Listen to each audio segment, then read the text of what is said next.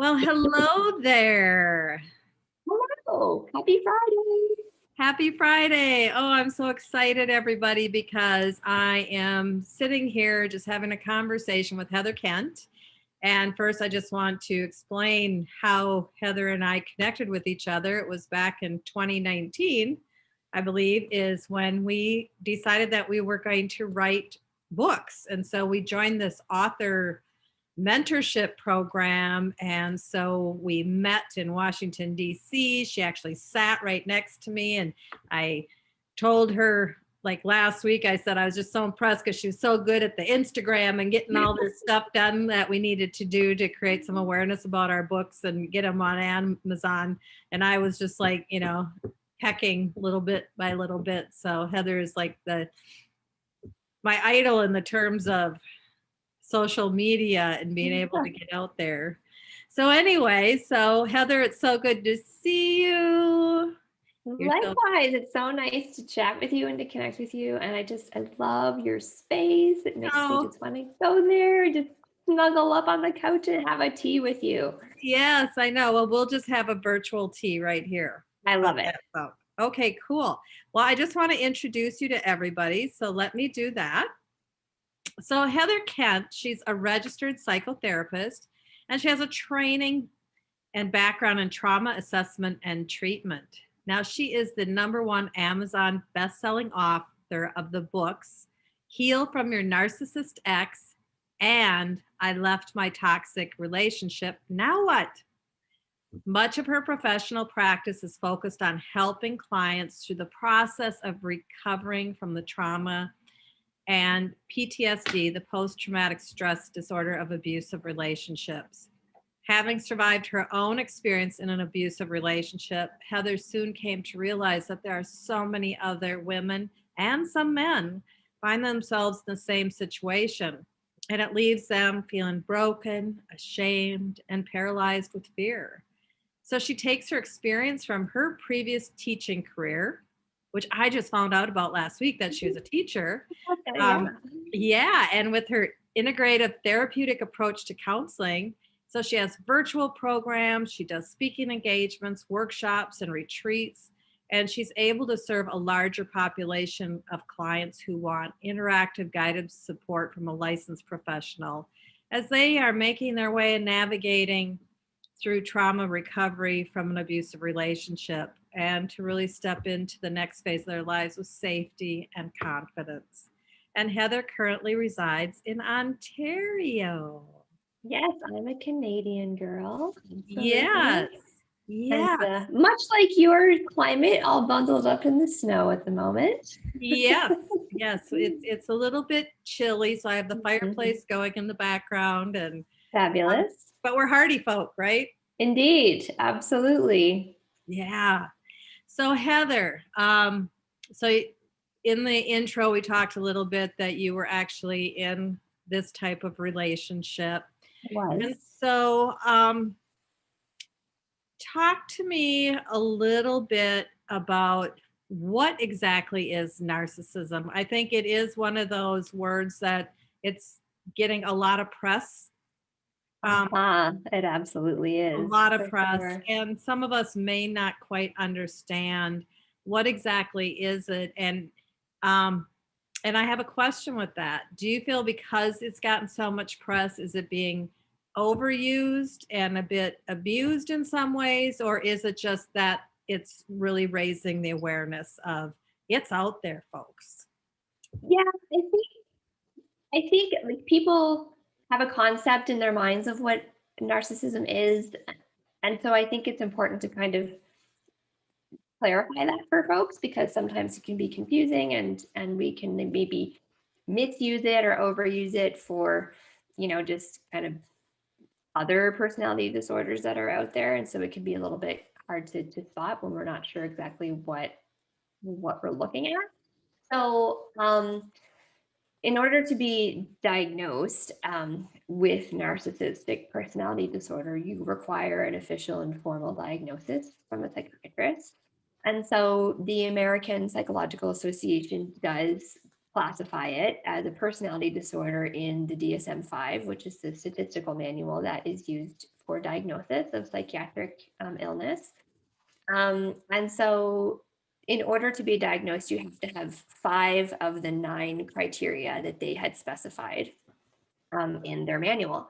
And I think that the criteria are pretty accurate. It's that it's very limiting. And so if you were to think of a narcissist, and I'm just going to use an example that is just so well known around the world at this point, um, with regard to the former president of the United States. And so he would be, I think, a really excellent example of that sort of classic narcissistic personality. I mean, people might disagree with me. You either like him or don't like him, but it's not about whether we like him. It's about his personality traits and kind of the things that he does and the displays of behavior that would give us a really great example. So it's that we would call these people grandiose narcissists. And so these people are very over the top, very look at me, I'm amazing, look at all the wonderful things that I've done, I'm the best, we're the best. And so I think we've heard that from the former president on more than one occasion. And just really looking for opportunities to attract attention, to attract followers and admirers, and to have positive feedback and validation, looking for admiration and people wanting to be like them, this kind of thing.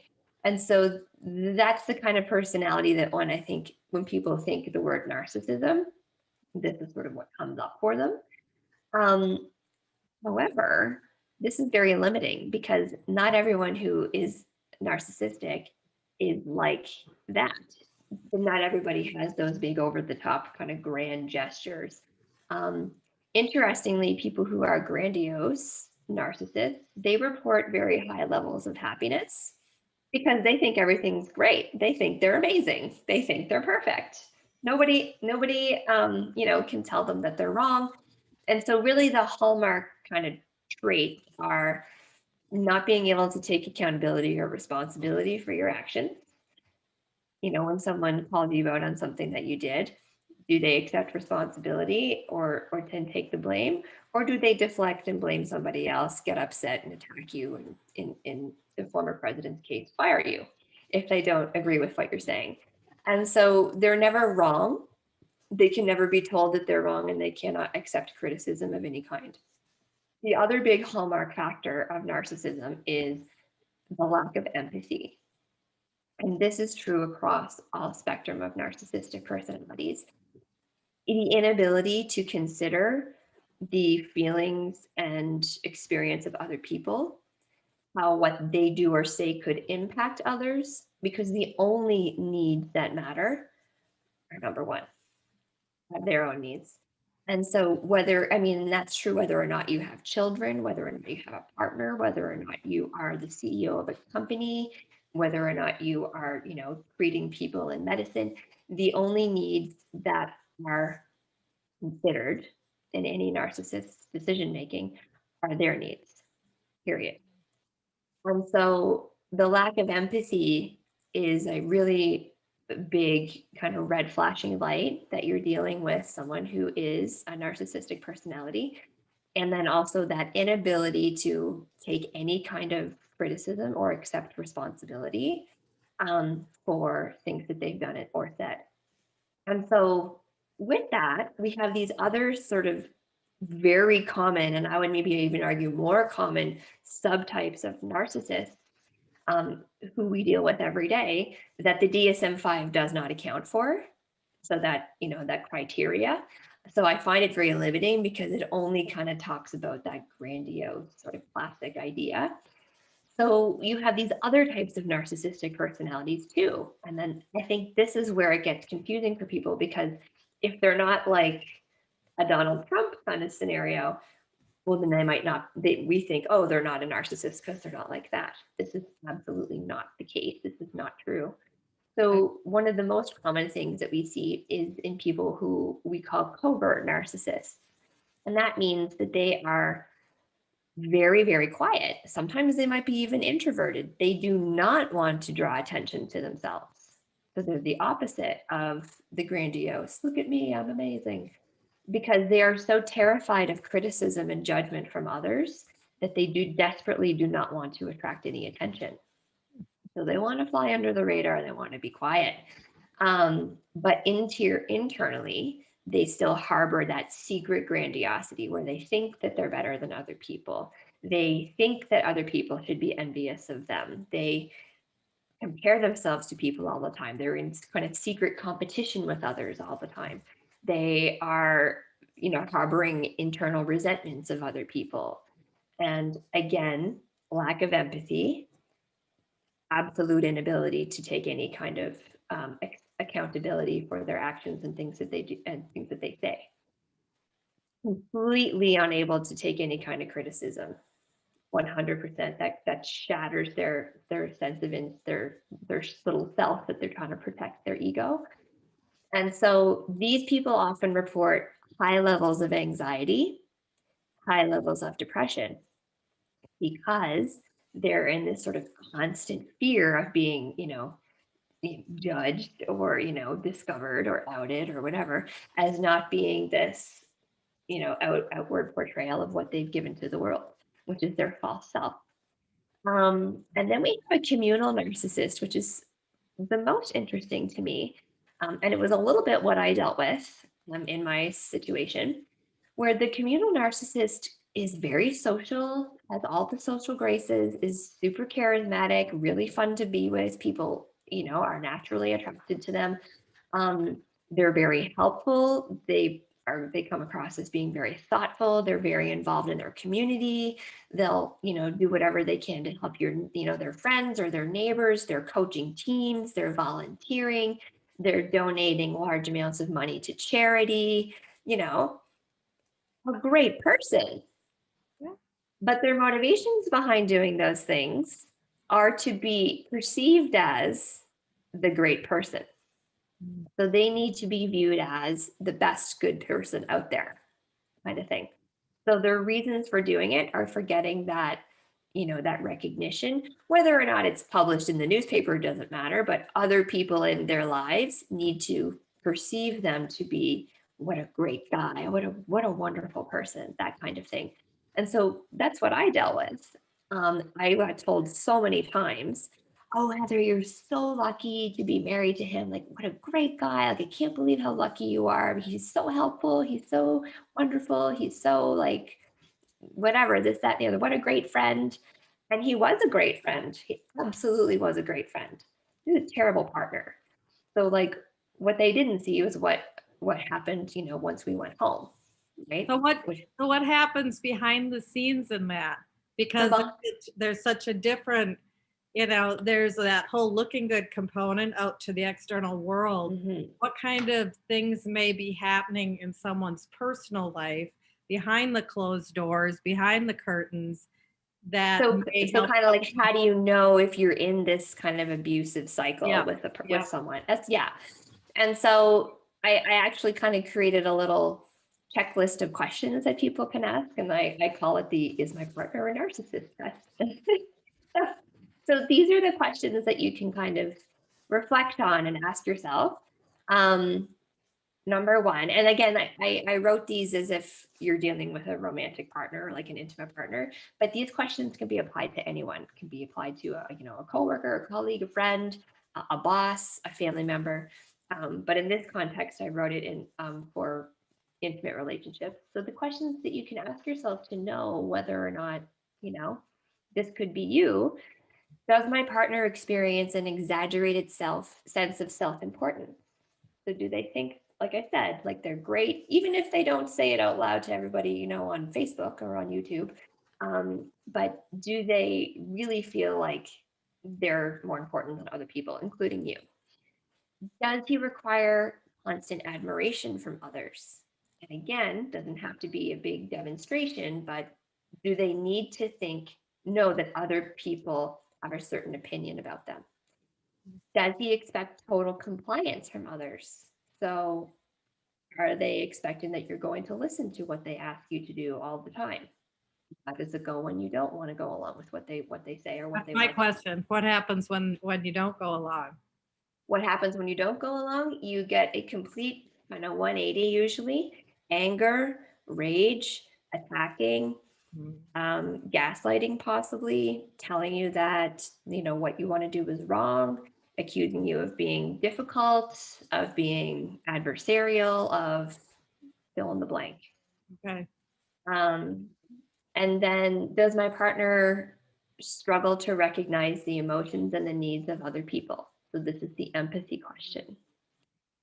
Does my partner ever expect special treatment or favors from others? So do they expect double standards or the rules not to apply to them in certain situations?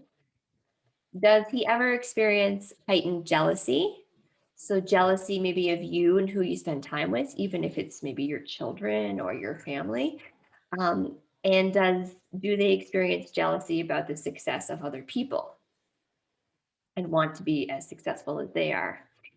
And does he insist on having the best of everything? So again, that outer appearance being so vitally important because they need people to see them as normal. And they need people to see them as being fantastic and wonderful and having a great life.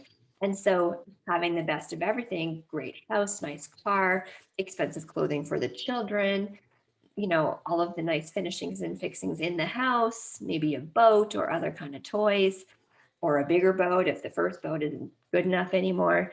Do they insist on having these things? Because again, that feeds into that need of having to look a certain part, right? Because it's all about the facade of the outer world. They All can the never looking be good. they can All, never be discovered. yeah. Mhm. And do they assume that that the other people are jealous of them or that wish that they were as successful as them? So those are kind of the key questions that you can ask yourself. And then you're kind of, if you've answered yes to more than two of them, it's very likely that you are in an abusive relationship with a narcissist. And Wow. one of the most dangerous types of narcissists is called the malignant narcissist. And this person is kind of on the borderline of like sociopathic and psychopathic behavior. This person not only lacks empathy, but also like maliciously goes after people and wants to attack them and make their lives as difficult and painful as possible.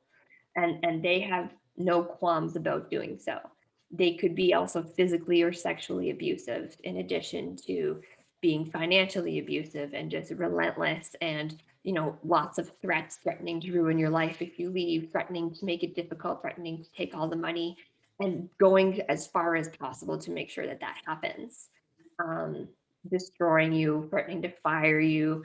And then if you were to think about kind of more world figures who would qualify as a malignant narcissist, we would think of people like Hitler, for Mm. example, who will go at great lengths to not only scapegoat a group of people, but destroy them based on whatever needs that serves them, right? And go at no length is too great for that. The means always justify the end.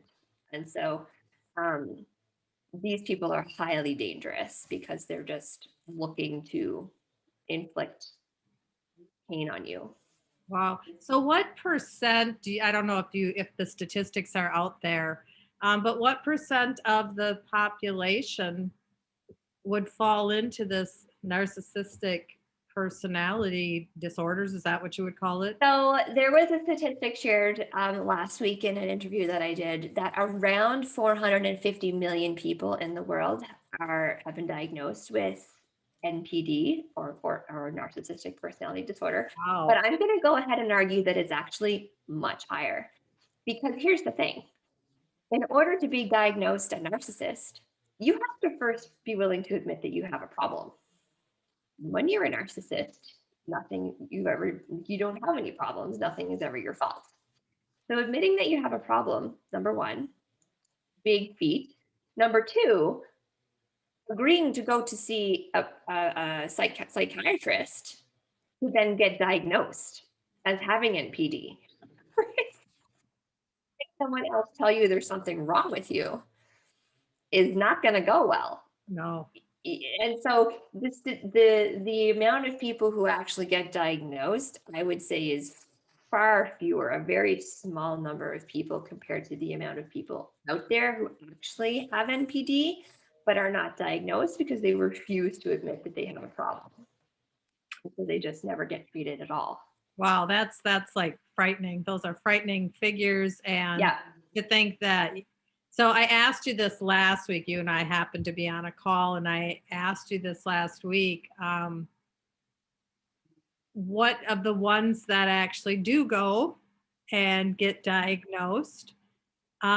What's the, can they really shift? Can they be cured of their narcissism? Or is that something where it's like, if you're in a relationship, what do you do with that? I mean, if Yeah. are you going in with high hopes, like if they actually go in and get diagnosed, that this is something that can be shifted in their behaviors?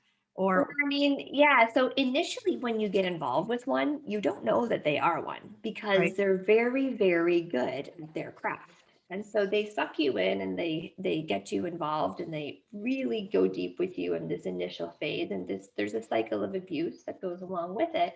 And so the initial cycle is called the love bombing or idealization phase, where they are just over the top engaging with you, amazed with you, putting you on a pedestal, giving you all the things, all the compliments, all the gifts, all the attention, all the physical intimacy, like intense experience, just, promising the world to you, planning the future, all of these things.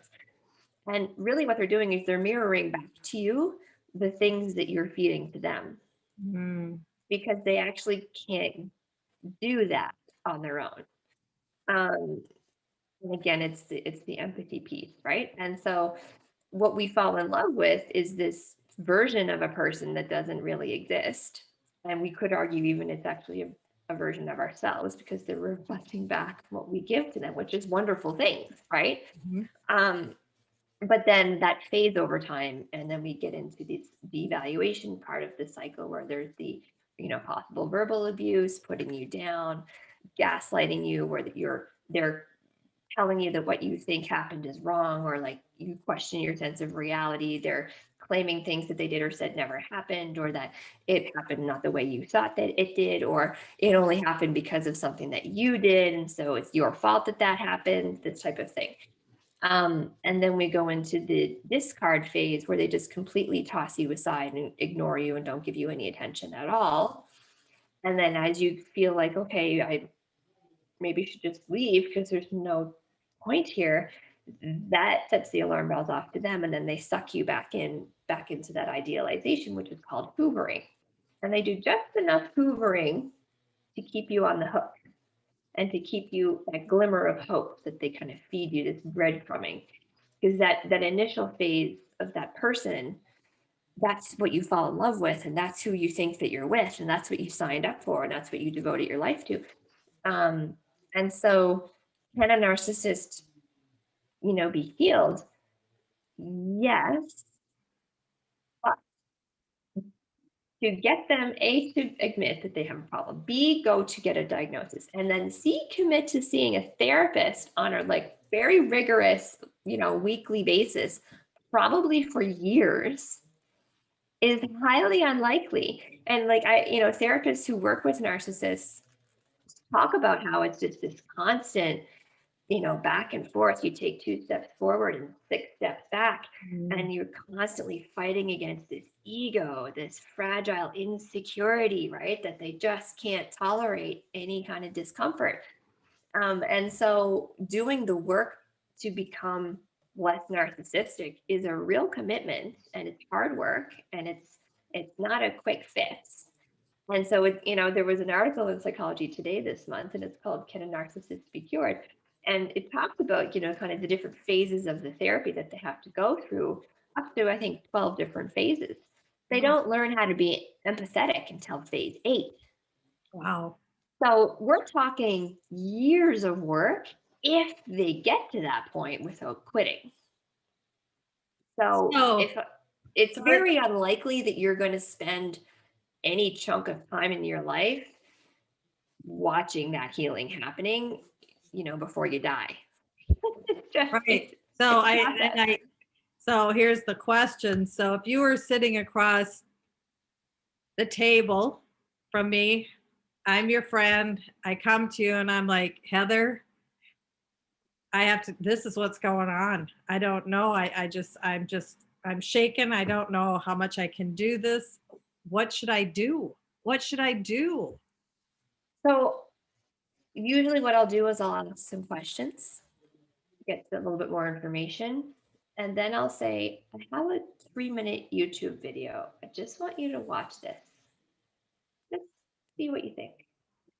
I'll get them to watch it. It's this little animated video from Psych2Go about, it's called Are You Dating a Narcissist? Signs You're Dating a Narcissist. And it's excellent because it just highlights those points, right? The grandiosity, sometimes the incessant talking about themselves, their needs above everything else, no empathy, the gaslighting. And so when you watch that, like this happened to me. This happens to me a lot. It's like all these clients showed up in my office in these situations, and I'm just like, oh my god, like how can this be happening? How can there be so many? And that's why I wrote the book. And this one woman, she said, I feel crazy, and I feel like I'm losing my mind, and my partner's just telling me that I black out apparently because he tells me that I say and do all these terrible things that I don't remember doing when we're in a fight. Of course, she never did them. He just made it up. Right. And so I need help with this. And so as she kept talking, I was like, this is just too crazy. So I showed her this video, and she burst into tears and she's like, oh my God, this is my life. Like, this is exactly what I've been going through. Like, it was just this realization for her. Yeah. And then we look at, okay, well, what do you want to do about this? Right. And the only way to heal from that kind of abuse and manipulation is to not be in a relationship with that person. And, if all the research shows to protect yourself, you have to completely cut them out of your life, if at all possible. Now, sometimes that's not possible if you're, a family member or in a business venture together, or it's a partner, then you have kids, that kind of thing. But as much as possible, to not have contact is the only way to recover from these situations. Wow, this is serious stuff. And when you were talking, all of a sudden I had a little bit of flashbacks when the first time I went to Al-Anon with my first husband, and I went to Al-Anon and I'm looking around and I'm listening. And I'm like, what, are you guys in my house? I mean, I can't believe that the same thing's happening to really. And I realized I'm not alone, which was like very powerful. Absolutely. And, to have someone like yourself to be able to and to watch this video and to just like, I'm not crazy, because I myself have been in a relationship where I was told I was the crazy one.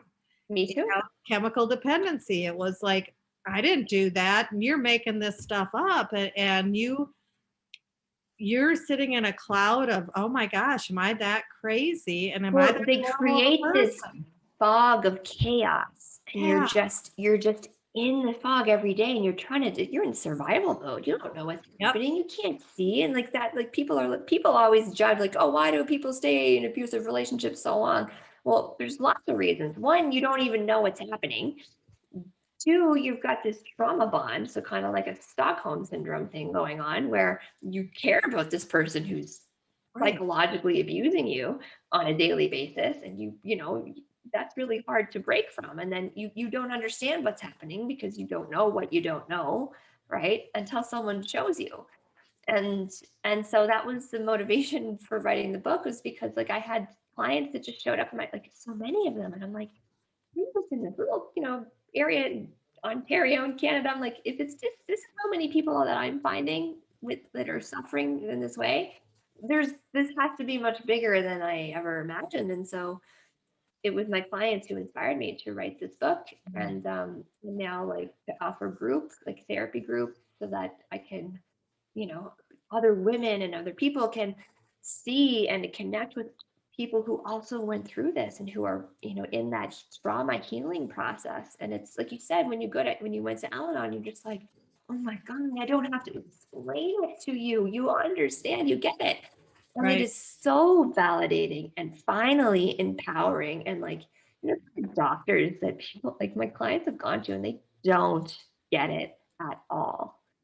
Like they're just like, oh, it's too bad that, he didn't want to be more committed to you. Or, it's really too bad that, you should probably try it harder.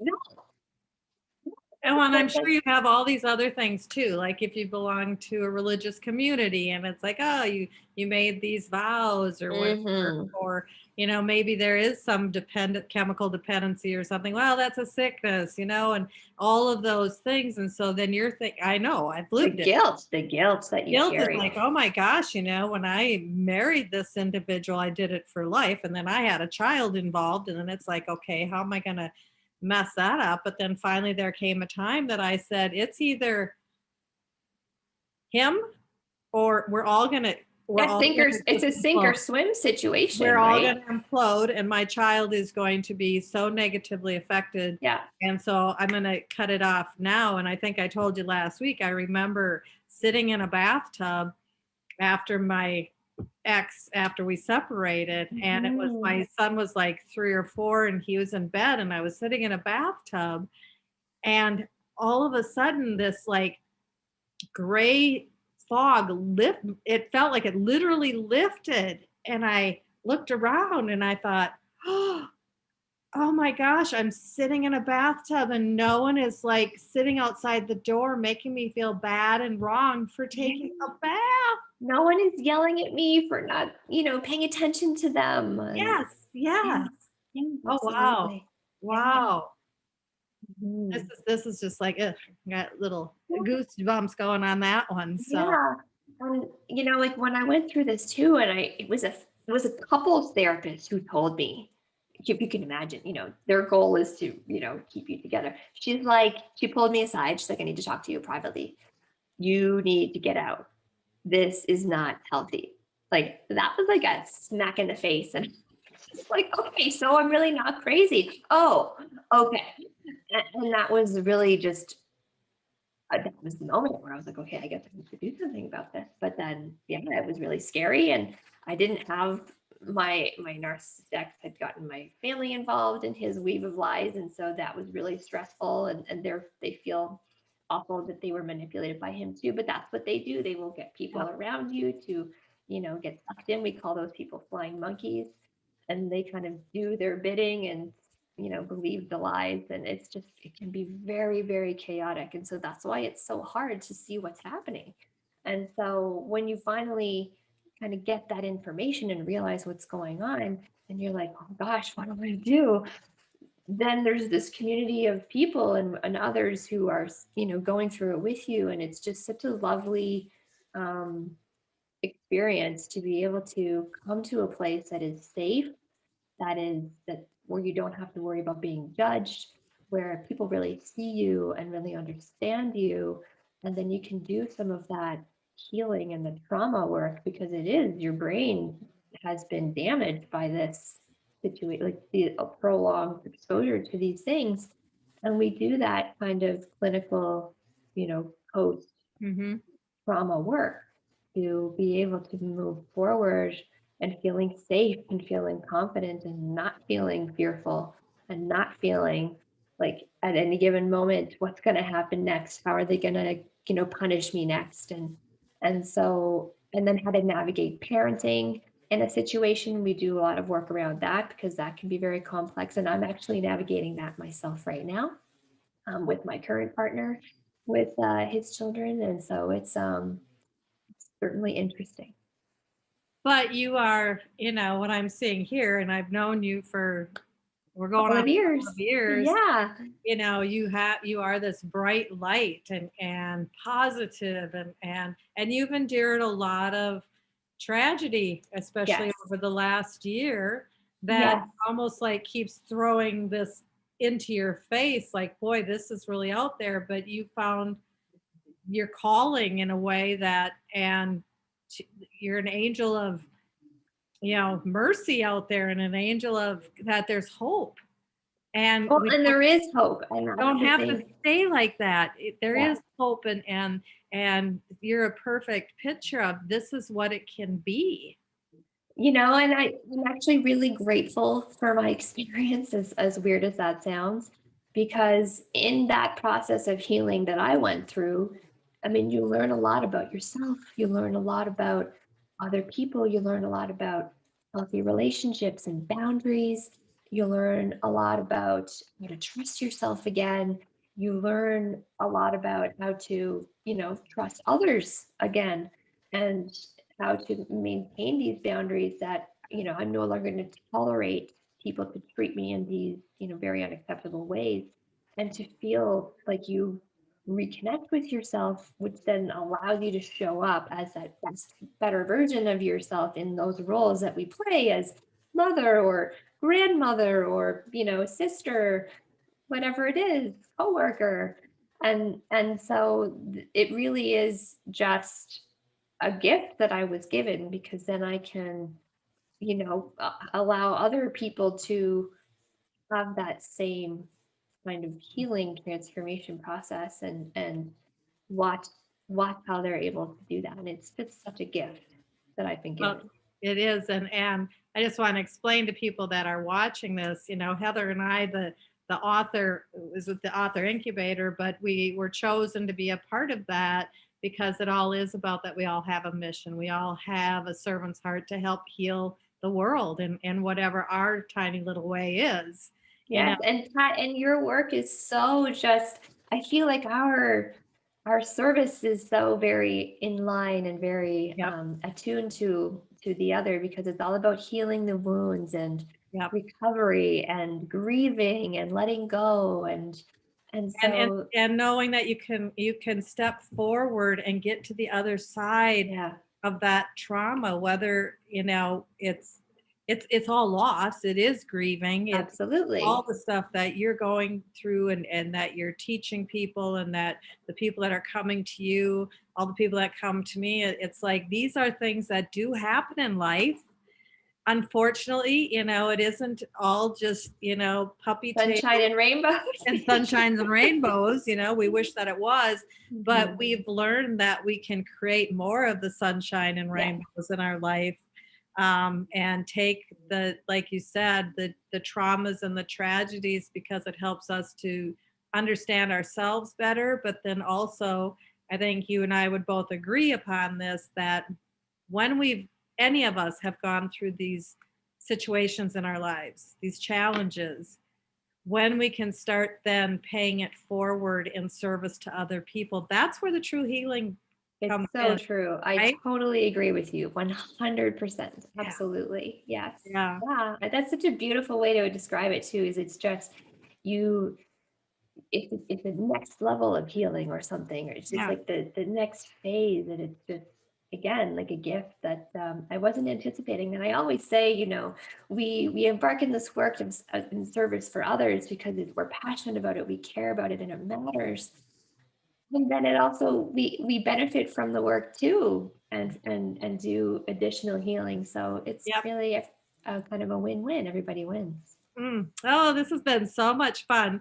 So I want you to give me one last um, message of what you'd like the audience to hear, and then I will have your information in the show notes here. But I'd like you to give your website and contact information, because I want to see that video. I want to see that little tiny video, and just out of curiosity, that I think that is so cool, and I'm sure people will want to reach out to you and say, "Hey, let's Maybe talk." this, yeah. And so if any of this resonated with you, if any of this struck a chord, if any of this is like, oh my God, I wish in my house, kind of thing, right? That we both experience when we see other people talking about our parallel, lives and things that we've gone through. If any of this resonated, I would love to talk to you. And so I offer free therapy consultations.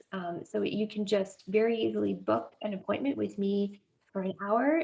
If you go to my website is heatherjkent.com. Pretty simple. And then right at the top of my website, heatherjkent.com. There's a link to my calendar where you can book a 1 hour therapy consultation with me, and we can talk about, what your situation is, what you're going through. And I mean, you could be still in it, you could have just left, it could be 10 years ago. It doesn't matter what stage you are in, or how long the relationship was. The impact is no less severe. And the thing about trauma and PTSD is that it doesn't really ever go away until we deal with it. And so it can show up in these other forms in next relationships, or at work, or in our thoughts and our core beliefs about ourselves. And so if any of this sounds like something you might want to chat more about, or get more information about, I would love to hear from you, and I would love to meet you and spend time with you. So please do go to my website and book a time with me. And I can also get you a free copy of my book, which is, a step-by-step guide on how to create that safety and sanity for yourself again. And with some clinical, of course, therapeutic proven strategies that are helpful for healing trauma and PTSD. So that is what I would love to do, is to meet you and to talk to you, and see what we might be able to do to help you to feel better. There you go, folks. I mean, that's just a phone call away. It's a click on a computer away to heatherjkent.com, right? That's right. And I'll have that in the show notes. But I can't, I wouldn't recommend people if I didn't know them, and I know their hearts, and I know Heather. And we've been in a lot of different mentoring situations. We've been through a lot over the last couple of years. And so she's the real deal. And gosh, this has just been so awesome. Thank you so much. Oh, thank you, Pat. I just love spending time with you. Your warmth is like, I can feel you through the screen. And so it's just your people and your clients are just so blessed and lucky to have the gift of working with you and have you in their lives. And I feel so blessed to have you in my life too. So thank you so much for this time. You're welcome. Well, thank you. Thank you, everybody. And Heather, hang on, and I'm just going to stop the recording now.